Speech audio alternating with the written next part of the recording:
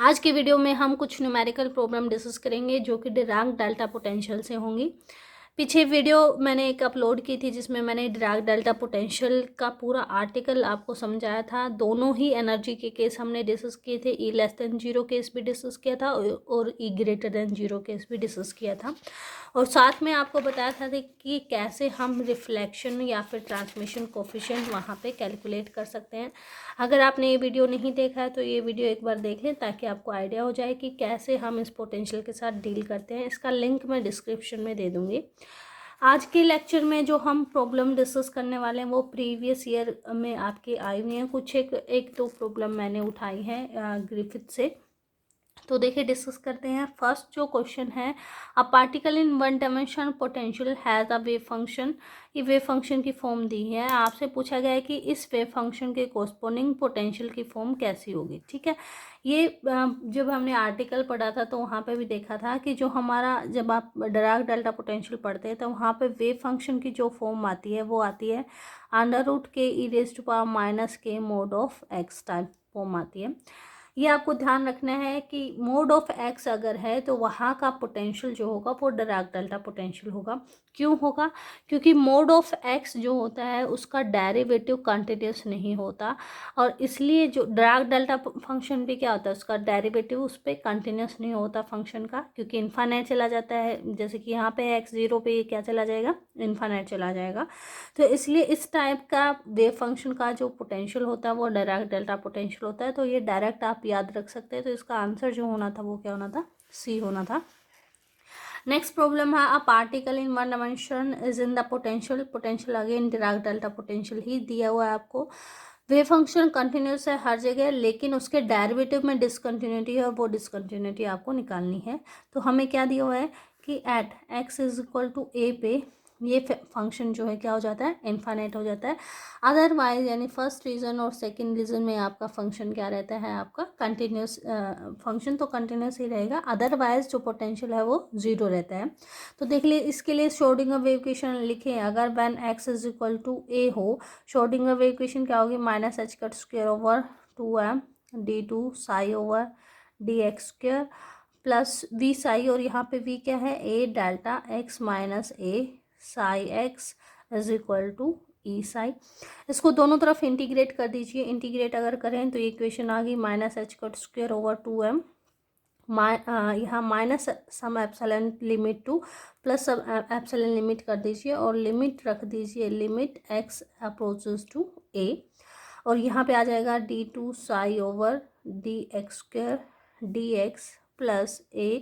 यहाँ इंटीग्रेशन हो जाएगा -ε2 प्लस एप्सिलॉन, वही limit x approaches to a रहेगा। Delta x minus a psi of x is equal to E integration -ε2 और Sai x D x. ठीक है, अब देखिए साई तो कंटिन्यूस है तो दोनों तरफ सेम वैल्यू होगी, तो ये वैल्यू तो क्या आ जाएगी आपकी, ज़ीरो आ जाएगी। इसको उधर ले जाइए तो ये आपके पास आ जाएगा लिमिट एक्स या epsilon approaches to a -h²/2m, यहाँ आ जाएगा d psi over d x, और लिमिट आपकी आ जाएगी -ε2 प्लस एप्सिलॉन इक्वल टू, ये उधर जाके नेगेटिव हो जाएगा -a, और इसको सोल्व करेंगे तो ये आ जाएगा साई एप्सिलॉन, और लिमिट क्या है, एप्सिलॉन टेंस टू a है। तो देखिए इक्वेशन क्या आ जाएगी, -h²/2m, ये आ जाएगा आपका डी साई प्लस जो भी आपका फंक्शन है, यानी कि पॉजिटिव साइड जो भी आपका फंक्शन है, minus d psi minus d x is equal to -a psi, और एप्सिलॉन लिमिट कहाँ है, a पे है तो a आ जाएगा। नेगेटिव से नेगेटिव साइन कैंसिल हो जाएगा, और ये डिसकंटिन्यूटी जो होगी, जो कि क्वेश्चन में पूछा गया है, d psi plus over d x minus d psi minus over d x equal to क्या आ जाएगी, 2m over h² a psi at a, इसके इक्वल आ जाएगी। तो ऑप्शन ए हमारा यहाँ पे क्या हो जाएगा, करेक्ट ऑप्शन हो जाएगा। नेक्स्ट जो प्रॉब्लम मैंने उठाई है जस्ट 2024 से उठाई है। अभी CSIR ने दिसंबर 2023 में भी डिराक डेल्टा पोटेंशियल से ही प्रॉब्लम आई थी 5 मार्क्स में। वो मैंने ऑलरेडी अपलोड कर रखी, उसका लिंक भी मैं डिस्क्रिप्शन में दे दूँगी, वहाँ से आप चेक कर सकते हैं। ये प्रॉब्लम भी अपलोड कर रखी, लेकिन इसको फिर से चेक करते हैं कि ये क्या है। इन्होंने दे रखा है कि पार्टिकल है जिसकी एनर्जी ग्रेटर देन 0 है, राइट साइड से इंसिडेंट होता है एक डिराक डेल्टा फंक्शन पे। फंक्शन इस तरीके से डिफाइन है, ठीक है। फंक्शन देखिए कैसे डिफाइन है। ये डिराक डेल्टा फंक्शन इनफाइनाइट होगा x इक्वल टू 0 पे, यानी x इक्वल टू 0 पे तो आपका कैसा है, इनफाइनाइट चला जाता है डिराक डेल्टा फंक्शन। और x लेस देन और इक्वल टू -a से, यानी हर जगह यहाँ पे भी फंक्शन क्या है आपका, हर जगह x is equal to -a पे भी आपका फंक्शन क्या है, इनफाइनाइट है। यहाँ पे भी इनफाइनाइट है, यहाँ क्या है, डिराक डेल्टा फंक्शन है, ठीक है। इस तरीके से पार्टिकल इधर से इंसिडेंट हो रहा है with energy E greater than 0 के साथ। उन्होंने डिसकंटिन्यूटी ऑलरेडी बता दी कि ये इक्वेशन आपकी वहाँ पे होगी। अब आपको बताना है कि एनर्जी की जो टर्म्स होंगी, इक्वेशन होगी, वो क्या होगी। तो देखिए उसके लिए आपको पहले वेव फंक्शन पता होना चाहिए। तो अगर आपका x इक्वल टू 0 नहीं है तो श्रोडिंगर इक्वेशन क्या हो जाएगी आपकी, उस सिचुएशन में जो Vx होगा वो क्या आ जाएगा, 0 आ जाएगा। क्योंकि Vx सिर्फ x इक्वल टू 0 पे इनफाइनाइट वैल्यू देता है, यानी डिराक डेल्टा फॉर्म देता है। अदरवाइज वो क्या है, 0 है x ग्रेटर देन -a के लिए, ठीक है। तो श्रोडिंगर इक्वेशन हो जाएगी d2ψ/dx² प्लस, ये एक रीज़न हो गया, ये सेकंड रीज़न हो गया, ठीक है। 2m/h² Sai is equal to 0। तो दोनों के लिए, फर्स्ट रीज़न के लिए और सेकंड रीज़न के लिए सॉल्यूशन अगर हम देखें तो फर्स्ट रीज़न के लिए सॉल्यूशन होगा a sin kx plus b cos kx, और सेकंड रीज़न के लिए भी सॉल्यूशन होगा c sin kx plus d cos kx, ठीक है। अब यहाँ क्वेश्चन में दे रखा है कि जब वो रिफ्लेक्ट होता है उसमें कोई फेज शिफ्ट नहीं होता। फेज शिफ्ट नहीं होता मतलब जब डेल्टा फंक्शन से रिफ्लेक्ट हो गया, इंसिडेंट हुआ, रिफ्लेक्ट हुआ, कोई फेज शिफ्ट नहीं हुआ वहाँ पे। तो यहाँ पे एक बार में या तो आप इसको इवन फंक्शन के साथ सोल्व करेंगे या तो ऑड फंक्शन के साथ सोल्व करेंगे। पहले इवन फंक्शन के साथ देखते हैं। तो ψ1 जो हो जाएगा इवन फंक्शन के लिए, फॉर इवन फंक्शन ψ1 क्या आ जाएगा, b cos kx आ जाएगा, ठीक है। अब हमें पता है कि बाउंड्री पे यानी at x is equal to 0 ψ1 must be equal to ψ2। ये बाउंड्री कंडीशन अगर हम लगाएं तो यहाँ देखिए क्या आ जाएगा, यहाँ पे 0 पुट करेंगे तो 0 हो गया, ये आ जाएगा d cos 0 1 is equal to b, यानी d जो है b के इक्वल है। तो हमारे पास दो वेव फंक्शन आ गए। ψ1 जो होगा वो b cos kx होगा, और ψ2 जो होगा हमारे पास c sin kx plus b cos kx होगा, ठीक है। यहीं से अब x इक्वल टू -a से इधर सारा क्या है, इनफाइनाइट है। तो यहाँ पे जो आपका wave function that must be 0। तो आपके पास है at x is equal to -a ψ2 must be equal to 0। तो ये वैल्यू अगर पुट करें यहाँ ψ2 में, साइन माइनस सम थीटा माइनस साइन थीटा होता है, तो -c sine ka plus b cos ka is equal to 0। तो यहाँ से आप निकाल सकते हैं जो टेंजेंट के ए आएगा, इसको आप इधर ले आए तो वो टर्म आ जाएगी आपकी b/c। तो आपको b/c जो है वो सोल्व करना है, वो क्या आएगा, ठीक है।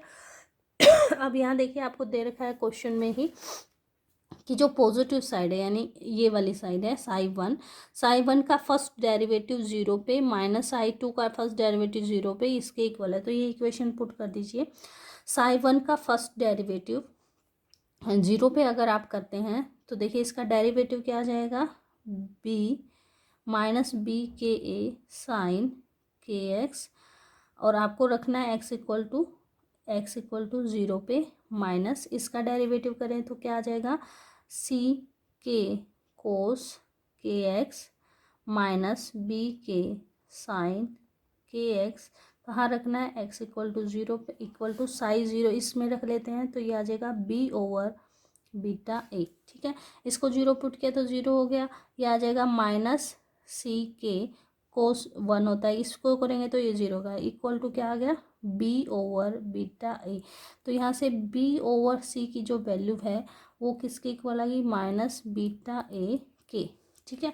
और क्वेश्चन में कह रखा है कि जो आपका के ए है वो जीटा के इक्वल है, यहाँ मैंने शायद लिखना भूल गई है, वो टर्म जो है जीटा के इक्वल है, के ए टर्म को उन्होंने बता रखा था that this term should be equal to zeta, है ना।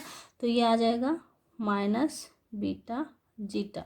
तो यहाँ पे अगर पुट करें तो सॉल्यूशन हो गया टेंजेंट के ए को रख दिया zeta is equal to minus beta zeta, this must be the solution. तो ऑप्शन ए आपका यहाँ पे करेक्ट हो जाएगा। नेक्स्ट क्वेश्चन देखते हैं। नेक्स्ट क्वेश्चन में क्या कर रखा है, इसी तरह से इवन ऑड फंक्शन इसमें ऑलरेडी बता रखा है कि इस तरह का पोटेंशियल है और आपको wave function sorry even odd नहीं है, ये अलग क्वेश्चन है।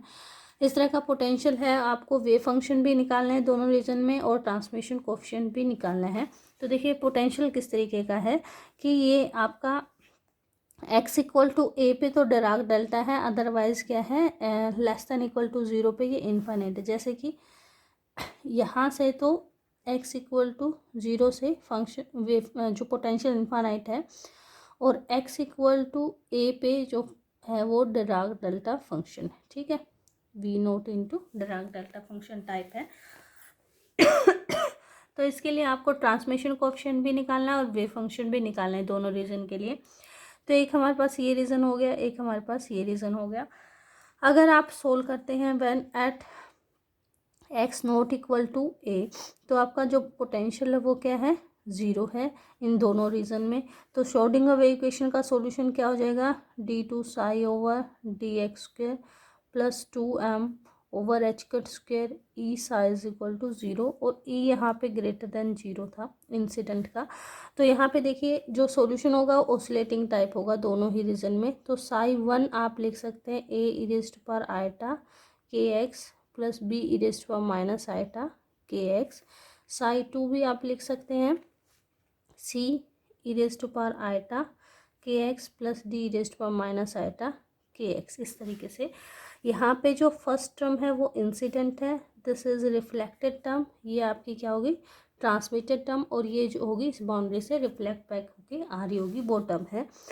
लास्ट में जो आपको ट्रांसमिशन कोएफिशिएंट पूछा गया है वो सेम ऐसे ही है जैसे आप particle in one dimensional box करते हैं फाइनाइट में, तब जो निकालते हैं एस जो आपका ट्रांसमिशन कोएफिशिएंट होता है S R over S I करके, इसके पूरे आर्टिकल में मैंने आपको बताया था। तो transmission coefficient c mod square over a mod square आपका आता है, तो सी बाय ए की वैल्यू आपको चाहिए, वो हम इससे कैलकुलेट कर लेंगे।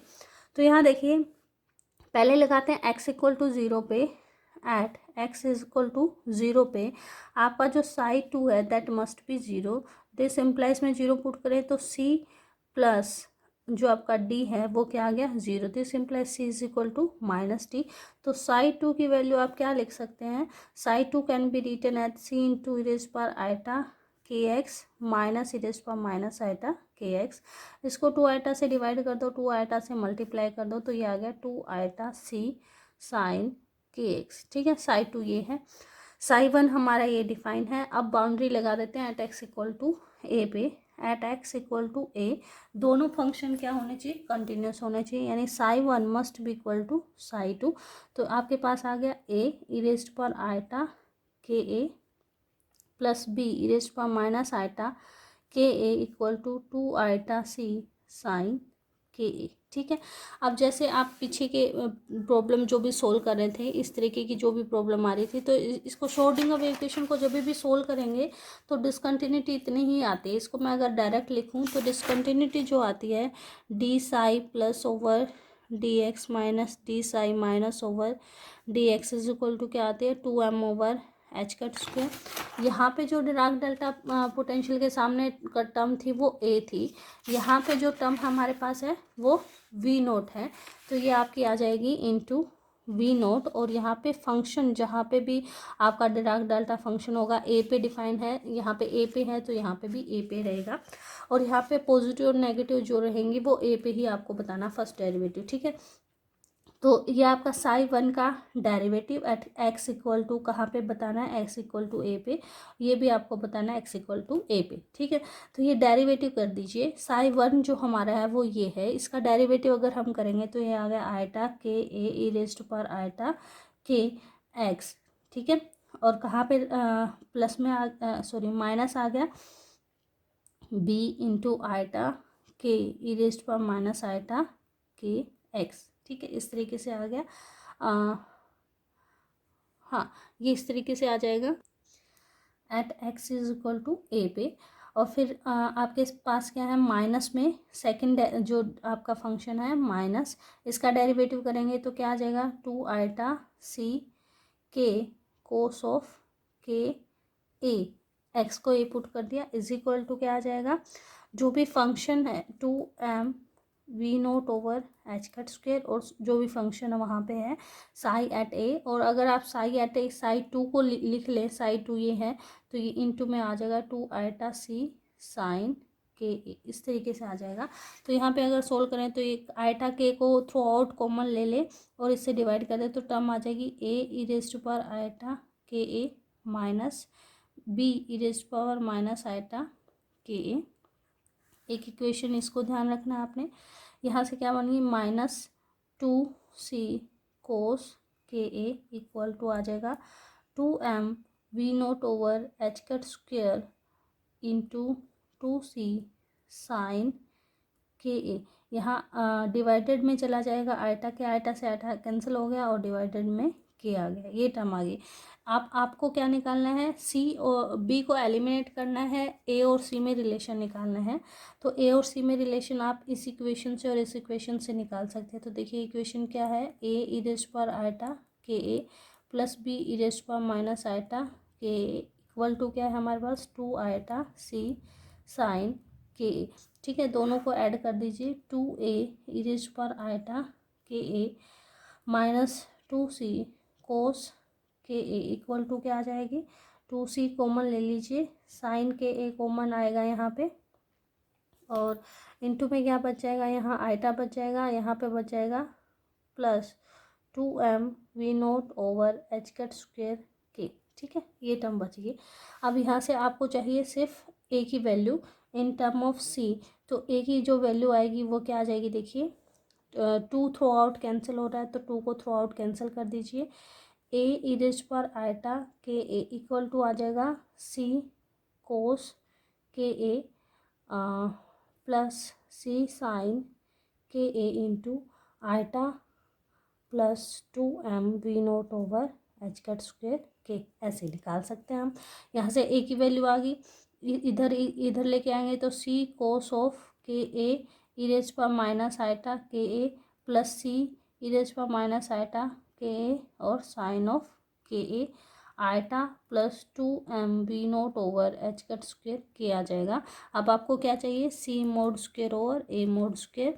ये सी की टर्म में आ चुका है, सी को थ्रू आउट कॉमन ले लीजिए और ए मोड स्क्वेयर निकाल दीजिए और डिवाइड कर दीजिए, तो आपका क्या आ जाएगा, यहाँ से ट्रांसमिशन कोफिशिएंट कैलकुलेट हो जाएगा। तो आपको ये समझ आ गया होगा कि डिराक डेल्टा पोटेंशियल से किस तरह की प्रॉब्लम आती हैं। और जो अब की बार CSI या नेट में जो प्रॉब्लम आई थी उसका लिंक जो है मैं डिस्क्रिप्शन में डाल दूँगी।